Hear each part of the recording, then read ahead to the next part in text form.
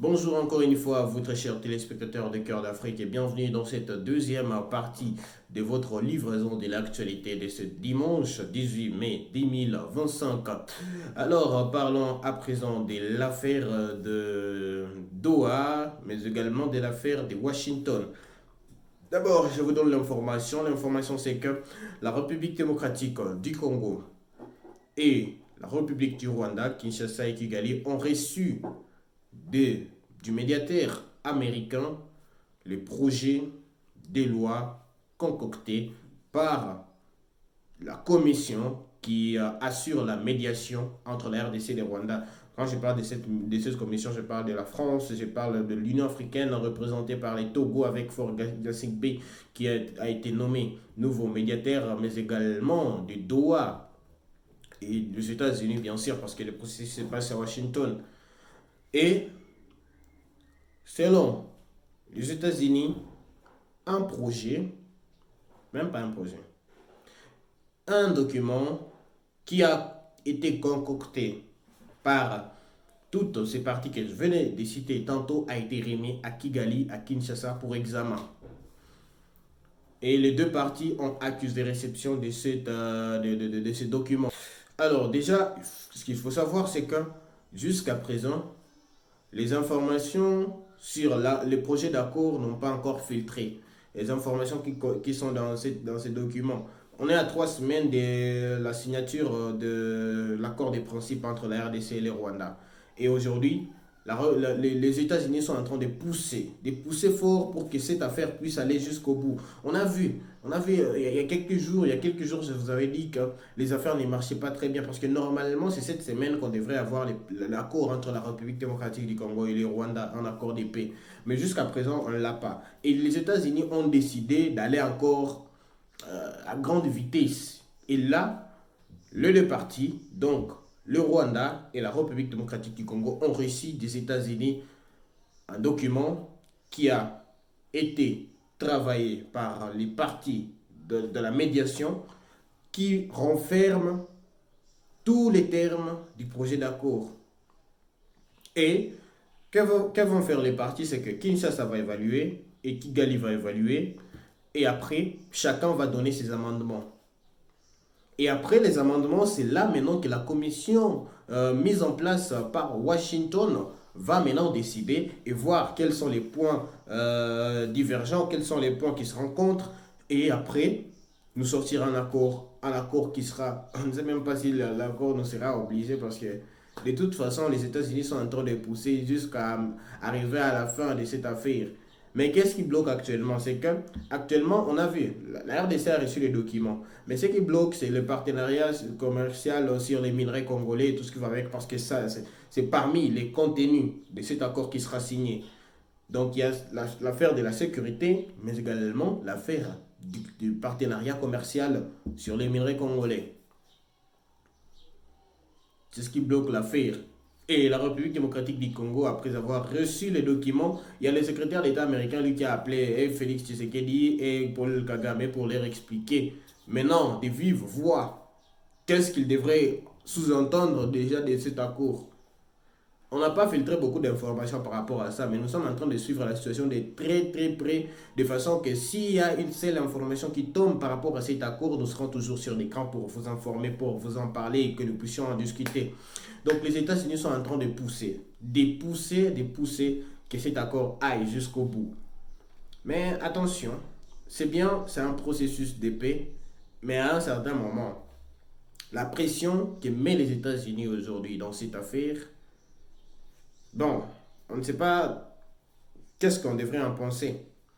La population de l'Est de la République démocratique du Congo a besoin que cet accord aboutisse pour que, au moins, la paix et la sécurité soient rétablies à l'Est de la République démocratique du Congo. Mais si les États-Unis sont en train de pousser parce qu'ils ont compris, on a vu avec l'Ukraine, les États-Unis ont fait la même chose avec l'Ukraine et un partenariat sur les minerais ukrainiens a été signé. Et vous êtes en train de voir, les choses sont en train d'avancer de l'autre côté parce que Poutine, déjà, il a manifesté sa volonté de dialoguer encore une fois avec avec l'Ukraine et d'arrêter les hostilités. Et c'est ce qu'est en train de faire les États-Unis. Après avoir signé un partenariat minier sur les minerais de l'Ukraine, la République démocratique du Congo aussi est en train d'être poussée par les États-Unis pour que les choses puissent avancer, qu'un accord soit mis à disposition très vite pour que ces partenariats aussi puissent être signés. Parce qu'on sait très bien que dans les Nord Kivu, il y a aussi, même dans les Sud Kivu, il y a beaucoup des espaces miniers qui sont aujourd'hui sous l'exploitation de la Chine. Et aujourd'hui, les plus grands rivales économiques des États-Unis, c'est la Chine. La Chine, en tout cas, économiquement, elle est bien avancée. Et les États-Unis ont déjà compris ça. Donc, les États-Unis doivent mettre pression que l'affaire puisse avancer très vite et que le partenariat minier soit signé. Parce que je me rappelle très bien, les États-Unis, avant même d'entrer dans la scène, c'est que on nous avait annoncé que les États-Unis ont manifesté leur volonté d'investir en République démocratique du Congo. Et qu'est-ce que nous, on a à offrir? C'est que nous, déjà, on a un problème parce que nous, déjà, comme la République démocratique du Congo, nous sommes en difficulté, que ce soit en difficulté avec les chômages et tout ce qui va avec. Déjà, quand les États-Unis nous annoncent qu'ils vont venir investir, ça veut dire que là, il y a des entreprises, donc des emplois vont se créer. Mais également, il y a la sécurité qui menace. La RDC a besoin aussi de la sécurité. Et si eux, ils veulent venir, ils doivent nous garantir cela. Et c'est ce qu'ils sont en train de faire. Ils sont en train de faire cela. On pense que c'est pour l'intérêt, c'est vrai, l'intérêt régional et tout ce qui va avec tout ce qu'on va dire. Mais encore, il y a beaucoup plus l'intérêt des États-Unis à aller jusqu'au bout dans cette affaire.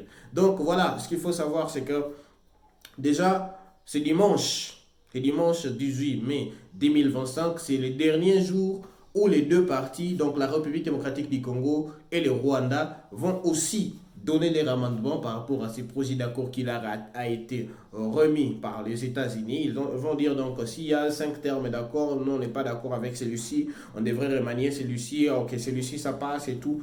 Donc c'est aujourd'hui que Kinshasa et Kigali vont envoyer les documents aux États-Unis et la commission va reprendre le dossier pour enfin étudier un accord définitif entre la République démocratique du Congo qui pourrait sortir n'importe quand. En tout cas, on n'a pas beaucoup de précisions autour de ça. Mais également, pendant que c'est là en train de se passer aux États-Unis, à Doha aussi les choses sont en train de se passer. À Doha, les choses sont en train de se passer. Et là, maintenant, c'est direct entre les gouvernements congolais, l'AFCM 23. Mais également, là aussi, ça bloque sur l'affaire sécuritaire parce que le gouvernement congolais n'est jure que sur les retraits immédiats des forces de l'AFC M23, mais la M23 qui veut aussi consolider sa présence dans les zones sous leur occupation parce qu'on a vu même des intronisations des rois, des administrations instaurées. Donc, en tout cas, la M23 projette cette affaire à long terme alors que le gouvernement congolais veut en finir une fois pour tout avec l'AF 123. Donc à Doha aussi, un projet d'accord est en gestation. Et cette fois à Doha, en tout cas, c'est plus discret. Encore plus discret à Washington. Parce qu'à Washington, au moins, s'il y a 5-6 termes d'accord, on peut au moins avoir une fuite d'un terme et tout. Mais à Doha, en tout cas, c'est très très discret. Nous allons recevoir encore une surprise. Vous allez voir dans les jours qui viennent, dans les heures qui viennent, carrément, on peut recevoir une surprise qui nous viendra de Doha. Ok, il y a ce qui s'est passé comme ça, comme ça, comme ça. Donc, c'est ce qui se passe actuellement. Donc, voilà, nous allons suivre aussi la situation de très, très près par rapport à tous ces processus qui sont en train de se poursuivre, ça et là, pour l'Est de la République démocratique du Congo, même si le président de l'Assemblée nationale, Vital Kamerhe, avait estimé que tous ces processus, quand ce n'est pas l'Afrique qui est priorisée, donc ça ne sert à rien. Il y a également le président rwandais qui avait dit la même chose, Paul Kagame qui avait dit la même chose, qu'on devrait plutôt prioriser les solutions africaines que d'impliquer de puissances hors de l'Afrique dans cette affaire qui concerne la région des Grands Lacs en Afrique. Donc voilà, on pense même qu'il avait dit ça parce qu'il avait déjà peur. Il a déjà vu Non, ce que les États-Unis sont en train de faire, les États-Unis ne sont plus du côté du Rwanda. Les États-Unis sont en train de chercher leurs propres intérêts. Du coup, les choses doivent avancer. C'est peut-être pour ça que Paul Kagame avait dit ça. Mais je dis ça, je ne dis rien. Donc voilà, merci de continuer à nous suivre sur Cœur d'Afrique. Et surtout, abonnez-vous, activez la cloche de notification. On vous livre l'information tous les jours. Nous décryptons l'information tous les jours. Donc ne manquez pas de nous suivre. Nous nous retrouvons très très prochainement pour un nouveau sujet. Surtout, ne quittez pas.